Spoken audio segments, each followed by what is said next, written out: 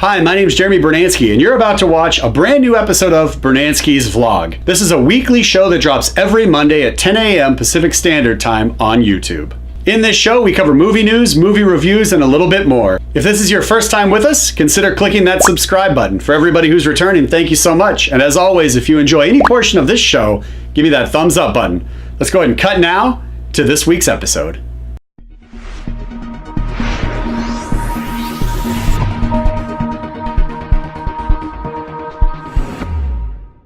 Good morning. It's Monday morning. It's 10 a.m. PST. You're right here on YouTube about to watch a brand new episode of Brunansky's Vlog. Thanks for stopping by. This week we got a lot of really great content for you guys. We've got some really good news stories that we dive deep into, dealing with Ava DuVernay and taking over the New Gods, plus a couple other stories, and we have some honorable mentions that we're going to look at as well. Then right after that, don't go anywhere because the news segment is followed immediately by movie reviews. This week I was able to get out to the theater to see two different films, and we're going to talk about Tomb Raider as well as 7 Days in Entebbe. So if you have any interest in seeing those movies, or you have seen those movies, you're definitely going to want to stick around for those reviews. Then right after that, again, don't go anywhere because we have even more content for you. We're going to take a look at what's arriving in theaters this week, what's arriving on DVD and Blu-ray for your home theater this week, and finally, my personal favorite segment, Certified Rad. All right, everybody, I don't want to take up any more time with this introduction. It's Monday morning, it's 10 a.m. PST, you're on YouTube watching Brunansky's Vlog, the season 2 finale of Brunansky's Vlog. But don't worry, we'll be back in April with brand new content and a brand new format. So click that subscribe button and don't forget to hit the bell so you get the notifications. Let's go ahead and roll now to this week's news.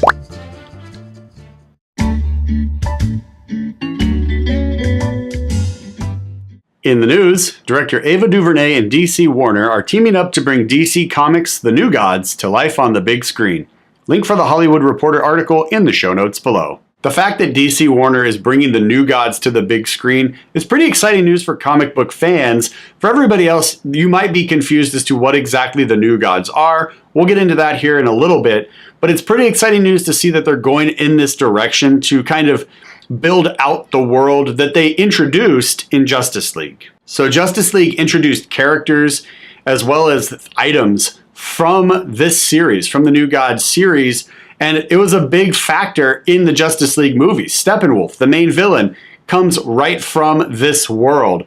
The mother box that he's searching for comes from this world. The parademons that are kind of flying around that we meet when Batman finds one right at the beginning, this all comes from the New Gods world. So if you aren't familiar with the characters and the storyline, etc., you've already been introduced to them because of the Justice League movie, assuming you've seen the Justice League movie, which I hope you have because it is available on DVD and Blu-ray. If you're curious about that film in particular, I'll go ahead and throw the card up right here for my Justice League review, and you can check that out once you have a second. But let's get back to this news that Ava DuVernay is directing a New Gods film. So very much in the vein of like Greek mythology, you have these two twin planets, New Genesis and Apocalypse. And on one planet, it's, green, lush, everything like that. On the other one, it literally looks like a hellscape. And you have these kind of demigods that overrule and oversee everything. One being High Father, who rules over New Genesis, and the other being Darkseid, who rules over Apocalypse. And if you want more information, I threw a link in the description box below from DC Comics. It gives you a really quick breakdown of the New Gods. Basically what it's called is New Gods 101. So go ahead and click that link and follow along as we kind of go through this right now. So High Father is the ruler of New Genesis, right? He promotes tolerance and justice. He's trying to stop Darkseid and all of his minions on Apocalypse from taking over the universe and enslaving humanity and enslaving everybody, right? And just getting rid of the free will and people's right or aliens' rights to choose. So that's kind of where he comes in. He has this connection to what's called the Source, which is this energy force. It's almost like if the New Gods had a god, it would be the Source. And then you have characters like Metron, who's just out there gaining experience and wisdom with his use of the Morbius chair, which can also travel dimensions and through time. Characters like Granny Goodness, Big Barda, which is one of Ava DuVernay's favorite characters in DC Comics, as she has tweeted about. So it's nice to see that she's coming on board to a franchise and to a storyline that she is already very, very much a fan of, which could actually help. Being a fan doesn't mean that you're going to make a great film, as we've seen with other movies before, but it does help that she's already familiar with the source material, and hopefully she can kind of build on that existing lore that's already in play. And then Mr. Miracle, who also right now has his own comic book series. So if you enjoy reading comic books and you haven't started reading Mr. Miracle, definitely recommend you check that out. So you have all of these different characters with these different names and different responsibilities. But what it really breaks down to is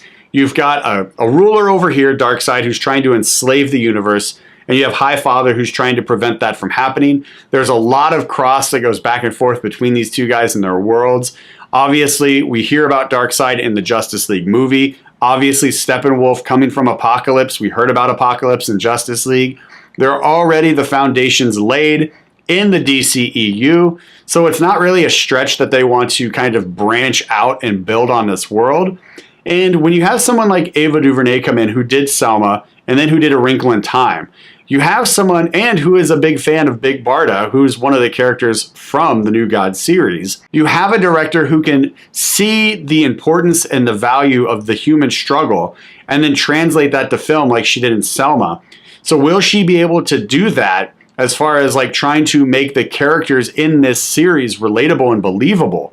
Will Mr. Miracle play a big part of it, since he's one of the sons of Highfather and he's stuck on Apocalypse being tortured and enslaved? Will that play into it? Will his struggle of trying to come out of that and get free be part of this? We could see her really dive into these human, relatable topics and really build them out. So to see her kind of visually bring to life these characters, and then knowing that she can carry the themes of like social injustice and like trying to fight against oppression and fight against like one ruler who wants to enslave everybody, to see her bring that ability of storytelling to this story with her visual ability for storytelling, as far as like making things look fantastical and vibrant and alive, as well as dark and scary and ominous.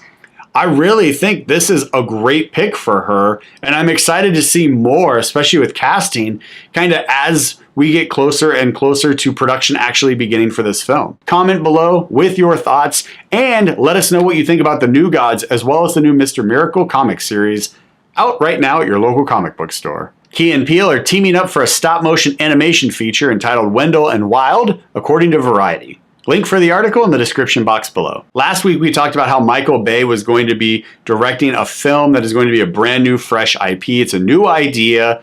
We're not rehashing, we're not rebooting or anything like that, right? So we got excited about the fact that it's a brand new story, brand new characters, etc. This is that same thing. Brand new characters, brand new story, fresh IP, not rebooting, not reimagining, not rehashing, right? Something fresh, brand new that we can be excited about. So what is Wendell and Wild? Since it's brand new and we know nothing about this already because it doesn't exist yet. I'm glad you asked. Like where your head's at. Let's talk about it. So in the article in the description box below, if you want, go ahead and click on that, expand that description box, hit the article, and you can follow along as we talk about it here. But in the article, it talks about how it's a pair of demon brothers who have to face up against their arch nemesis in order to earn their way out of hell. And this is going to be a stop motion animation feature. So already I am intrigued by this because it sounds like it could be a little bit of mischief when you have these two demon brothers trying to earn their way out. Clearly, they've had enough of their situation and they're like, look, we got to get out of here. And when you have Key and Peele as the voices for these brothers, I think you're already setting it up for a really good comedy and a really good time, where you're going to get a lot of great back and forth between the characters, as well as a great back and forth between everybody that they're interacting with as they try and stop whoever their arch nemesis is so that they can get out of their current situation, which is hell. So I'm curious to kind of see like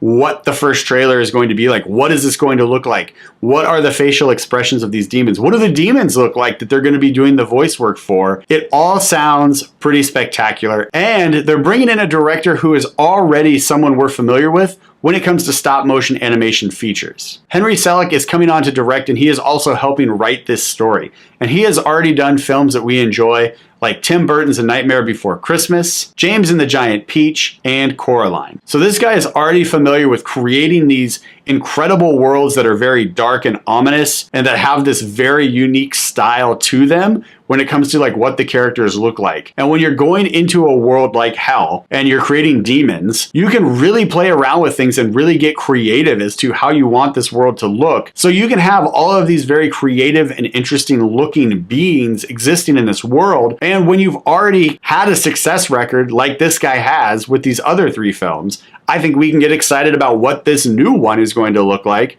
because of what he's already done and what he's already given to us. That has really been something enjoyable if you like stop motion animation. Another thing I like about this story is Jordan Peele is actually going to help write this. So not only is he doing the voice work, but he is going to add some of his sensibility and some of his intellect to this story. Now, we saw what he did with Get Out, and we know that he is a really talented writer because of everything that he's done with the Key and Peele show, plus Get Out. So to actually see that intellect come into play for this film, I think could really elevate this and make this something special. Plus, we know, again, with Key and Peele, he has a really great comedic sensibility too. So this might not necessarily be just like the straightforward, like crazy stop motion demons fighting demons in hell kind of story for Netflix. This might actually have some humor to it. There might be some levity in it. And I think that could work really, really well because of his involvement and what he brings comedically to these stories that he helps write. The Josh Trank Al Capone movie, Fonzo, has signed even more talented actors to join Tom Hardy on screen, according to Deadline.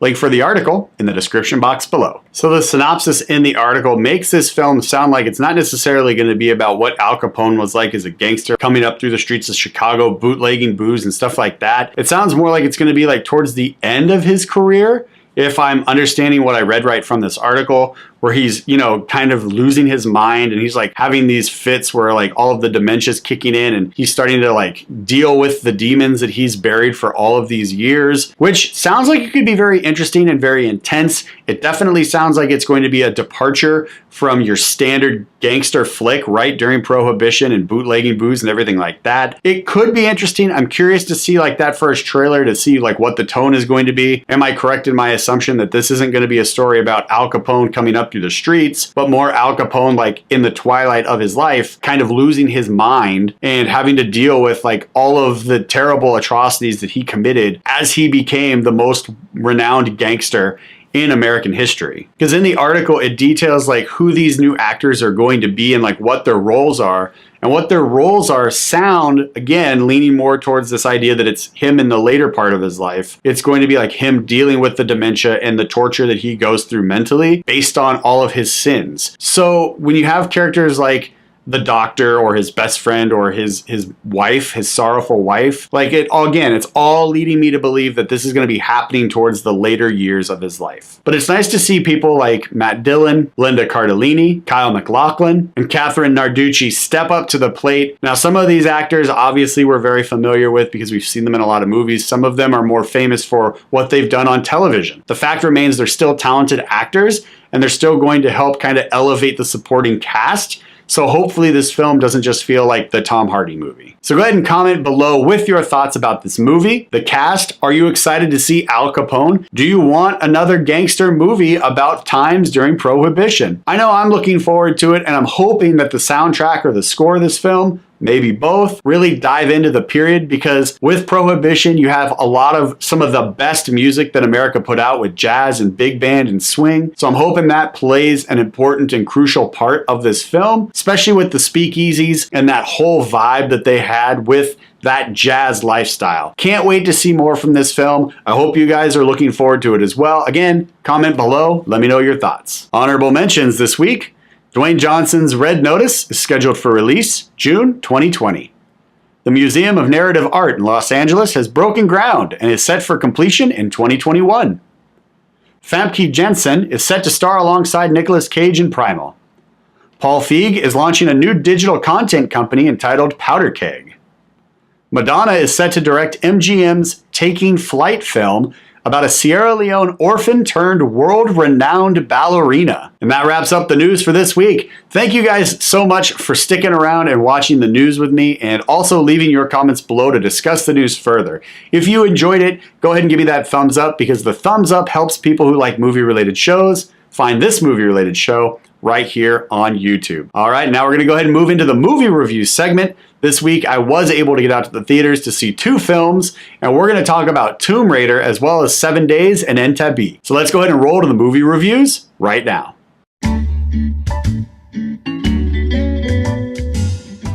Treasure hunting, ancient artifacts, and exotic locations are all to be expected when you're dealing with an adventurer who must travel the world to either prove or disprove the myths from long ago. However, when the journey gets complicated and things are not quite as they seem, that is when the adventure truly begins. So, does Tomb Raider deliver a fun, exciting, and fresh take on a popular new franchise? Or should Tomb Raiding be left to Angelina Jolie back in 2001? Let's dive in and take a look in this review.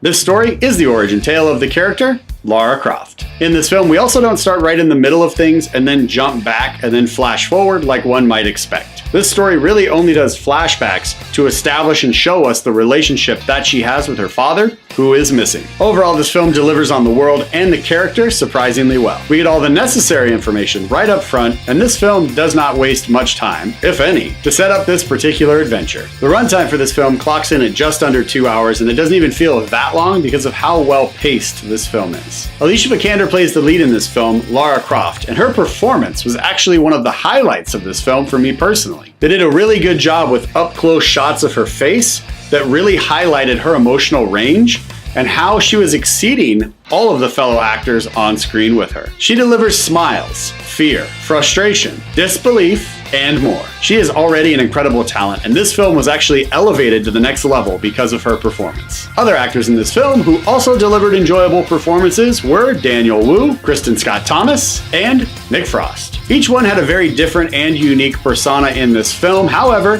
this movie is entirely Alicia Vikander's to make or break. And I'm here and happy to report that she actually does make this film worthwhile. And her moment of disbelief on the crumbling airplane absolutely won me over. That moment of seriously, as she escapes one perilous moment after another, was comical, and it did help elevate it and make this movie a lot more fun, because it showed that this film was not taking itself too seriously. Tomb Raider is playing at your local movie theater right now, and if you like adventure films like Indiana Jones or you're a fan of the video game, this is definitely the movie for you. They did a great job building out the world and introducing us to this new world without making it feel too campy. I can honestly say, and I'm happy to report, that when it comes to movies based on video game franchises, this is absolutely one of the better ones. Some of the actors in this film do bring a little extra cheese to their performances. It does have some very obvious CGI special effects in this movie that literally feel and look like overly done CGI special effects, but that doesn't detract away from any of the fun that I had with this film with my time in the theater. Also, I was happy with how well this film was written because of some of the twists and turns it takes towards the end. The ending could have very easily just been what the film was leading to,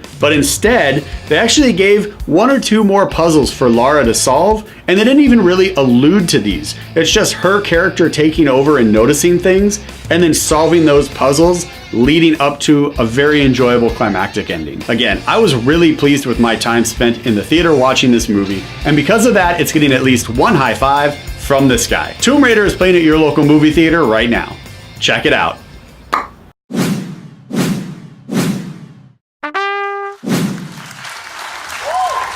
It's 1976, and a passenger plane leaving Tel Aviv and heading to Paris has been hijacked by terrorists. It's been rerouted to Uganda to wait for negotiations to begin with the Israeli government, but Israel is not known for negotiating with terrorists. So, does 7 Days in Entebbe deliver on the intensity and drama of the real-life event? Or does this film simply feel 7 days long?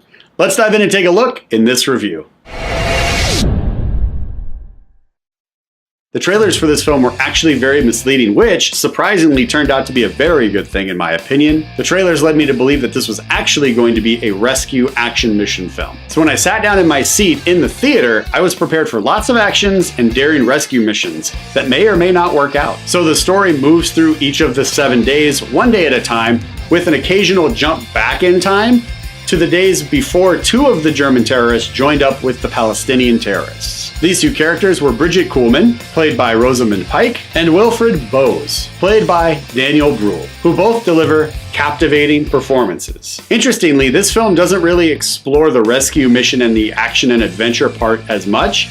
What it dares to look at is the perspectives and the philosophical leanings of the German terrorists, Palestinian terrorists, the Israeli government and military officials, and even one French engineer, played by Denis Menochet. It also explores everyone's mindset as they wait at the airport each day for the Israeli government to call. So this film is really exploring a hostage situation and the human conditions. Also, socio-political and socioeconomic factors that go all the way back to World War II. And then to add one more layer to this movie, there is an artistic, interpretive dance number that takes place throughout the film. Truth be told, initially it felt kind of odd because they keep coming back to the same dance number over and over, but they do explain it, and it does have value. The dance number actually symbolizes the life of the Israelis as they're trying to decide on the appropriate action to take in this situation. But we do have to wait a while to actually get this understanding of what's going on with the dancing. This pronouncement is made later towards the middle of the film when the dance choreographer is talking to the lead dancer about the dancing and how it represents life, etc. So if you miss this moment for whatever reason, if you miss this conversation, the entire dance number will seem very odd and you won't actually get the importance or the value of it as it runs again from beginning to end in this film. 7 Days in Entebbe is playing at your local movie theater right now. If you enjoy thought-provoking dramatic films that are based on real-life events and real-life stories, this is the film for you. I actually enjoyed my time in the theater, surprisingly. Again, even though this film is not what the trailers led me to believe, I really did enjoy my time watching this film, and it did not feel 7 days long. It wasn't at all what I expected, but it still delivered a thought-provoking, dramatic, and artistic story. There's very little action in this movie. The rescue mission takes place at the very end of the film. However, I do believe this film delivered the story and the message it intended to, and because of that, it's getting at least one high five from this guy. 7 Days in Entebbe is playing at your local movie theater right now. Check it out.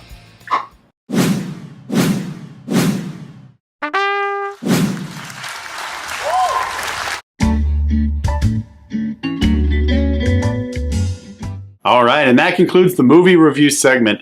Thank you guys so much for sticking around. Hope you enjoyed those movie reviews. If you've seen them, go ahead and leave your thoughts in the comments below with your opinions on those 2 films. We're going to go ahead and move now into the next segment where we take a look at what's arriving at your local movie theater right now. In theaters this week, Pacific Rim Uprising, Midnight Sun, Sherlock Gnomes, Isle of Dogs, Unsane. So out of these films, the ones that I am excited to see are Unsane because it looks like it's going to be a really trippy psychological thriller that really puts your brain to work as to what's real versus what isn't, what's true versus what information is being manipulated. And it looks like it's really going to make us work as an audience mentally as we kind of watch this whole experience go down where she's in that mental hospital. Next is Pacific Rim Uprising. I really enjoyed the first one. It's not a great film by any means. It's very campy. It's got a lot of extra cheese in it, but it's still a fun movie and it lived up to what I think it wanted to deliver, which is a story about robots fighting monsters. And I just went back and watched it again recently and did a review for it. So if you want, I'll throw the card up right here and you can click on that. That'll take you right to that review. It's a DVD VOD review. And you can just watch that just so the information's fresh in your mind about what was in the first one, so that when you go into the second one to see that, we can kind of have a little bit better idea of what this world is going to be like. Also, in the trailers, it shows that they've added not just monsters fighting robots again, but they've actually added robots fighting other robots. So it looks like there's going to be a little internal struggle, like a little breakdown as far as like the hierarchy of power goes, like who's sneaking out to try and bring these monsters back? How are these monsters getting even more powerful? I discussed some possibilities in that review I just posted, so Go back and watch that to hear some of those thoughts. But I am excited to see this next one and to see what John Boyega can bring to his character. Sherlock Gnomes. I'm absolutely not looking forward to this film, but I am excited about the soundtrack because the soundtrack is done by Sir Elton John, and I feel like the soundtrack is just going to be super good. So while I'm not looking forward to the movie, I am still excited that it's being released. That way I can listen to the soundtrack and see what Elton John created for this new world. Midnight Sun, it looks like it's going to be another young adult film, right? There seems to be a lot of those out this year. If you are excited about Midnight Sun, go ahead and comment below with your thoughts and let us know why. And finally, one of my most anticipated films this year, Isle of Dogs. I cannot wait to see this film. I will probably see this more than once. This is just the story about a boy trying to find his dog, and that super resonates with me, and I cannot wait to see this film. All of the early buzz online has been super positive about it, and if you like stop motion animation, I think this is just going to be a grand slam. And I think it's actually going to surprise a lot of people who aren't familiar with this story once word of mouth gets out about how good this is. And hopefully word of mouth gets out really quick and we can see a lot of people getting out to the theater opening weekend to really enjoy this film, because it's got an incredible voice cast. It's got incredible visuals, the way it looks. Watch the trailer, just how everything is put together and how it looks. There's videos online you can find that show all of the different people working on this film and how they had to go step by step to bring it to life. So much went into making this film, and it looks like it's gonna have just so much heart. I cannot wait to see Isle of Dogs. All right, let's go ahead and move into what's arriving on DVD and Blu-ray for your home theater this week. On DVD and Blu-ray this week, Jumanji, Welcome to the Jungle,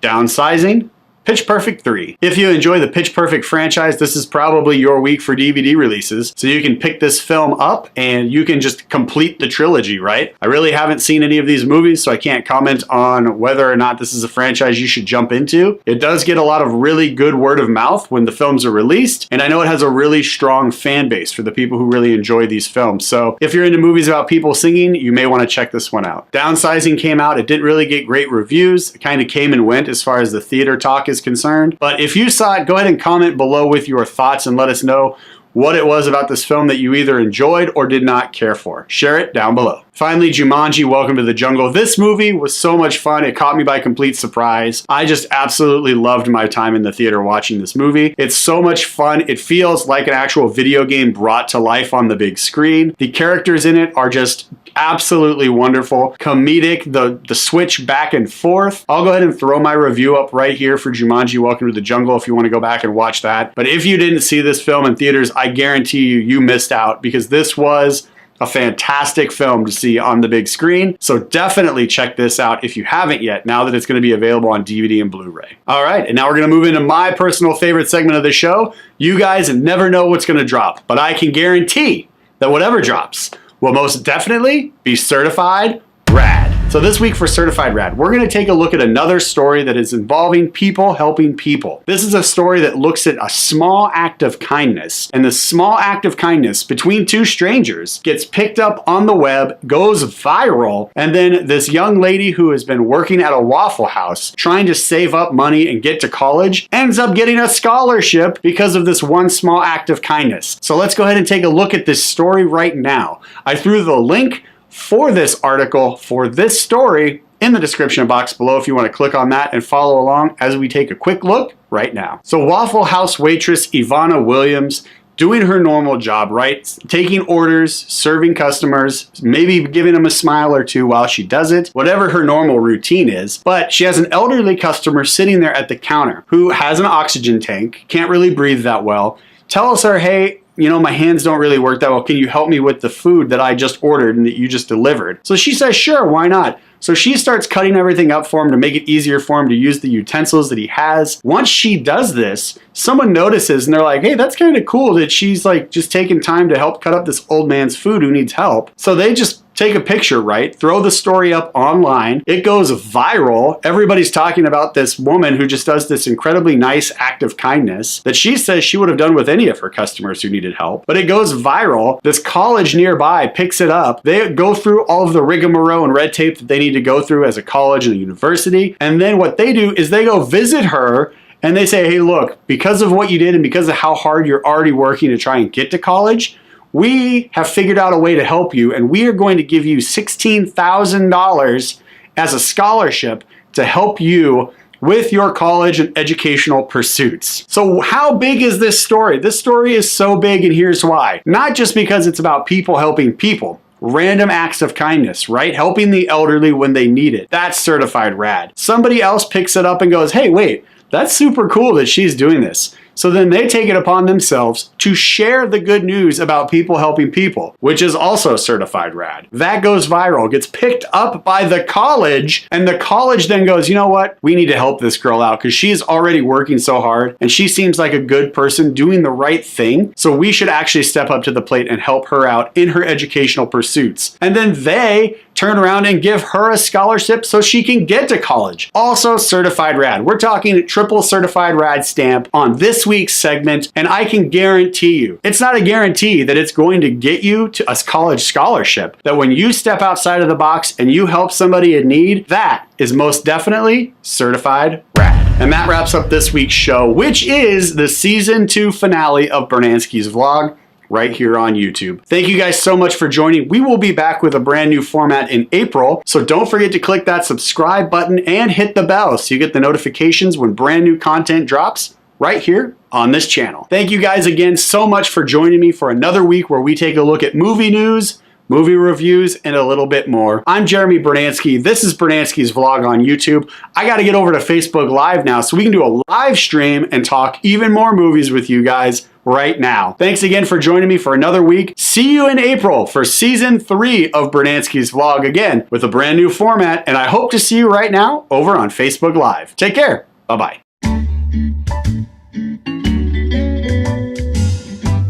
Hi, I'm Jeremy Brunansky, and you've just finished watching another episode of Brunansky's vlog. Along with the weekly show, we also have special segments, as well as DVD and video on-demand reviews that you may want to check out. Thank you so much for watching this brand new episode, and we'll see you next Monday at 10 a.m. PST for another brand new episode of Brunansky's vlog. Have a great week, everybody. Take care. Bye-bye.